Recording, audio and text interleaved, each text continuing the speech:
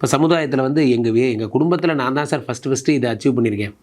எனக்கு ஒரே மரியாதை சார் எங்கள் வீட்டில் வந்து பார்த்திங்கன்னா நாங்கள் தான் சார் இதெல்லாம் பண்ணுறோம் போன்ற நல்ல விஷயங்கள் எல்லாம் எங்கள் குடும்பத்தில் நான் தான் பட்டப்படிப்பு சொல்லுவாங்கள்ல, அந்த மாதிரி நீங்கள் உங்கள் வீட்டில் நீங்கள் தான் இந்த சாதனையை பண்ணியிருப்பீங்க. இந்த மாதிரி இவ்வளோ பெரிய 1 கோடி ரூபாய்க்கு நான் தான் சார் வாங்கியிருக்கேன். ரொம்ப பெருமையாக இருக்குது சார். இந்த வீடு நான் வாங்கினேன்னு சொல்கிறதுக்கே எனக்கு பெருமையாக இருக்குது சார் போன்ற விஷயங்களெல்லாம். குரு பகவான் அடுத்ததாக என்ன பண்ணுறார்? 8ஆம் இடத்தில் மறைந்திருக்கிற வரைகிறார். அது மறைவு எனும்போதிலும் அது உச்சம் பெற்ற குரு. இந்த 8 குரு என்ன பலன்கள் எல்லாம் தருகிறார் என்றால், சொத்துக்கள் வாங்குவதற்கான அனுகிரகத்தை. நான் ஃபஸ்ட்டே சொன்னேன், வீடு வாங்க போகிறீங்க, வண்டி வாங்க போகிறீங்க, சொத்துக்கள் வாங்குவதற்கான அனுகிரகத்தை செய்கிறார். சொத்து.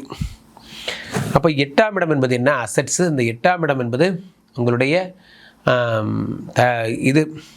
என்ன சொல்கிறது, வழக்கு, இதெல்லாம்.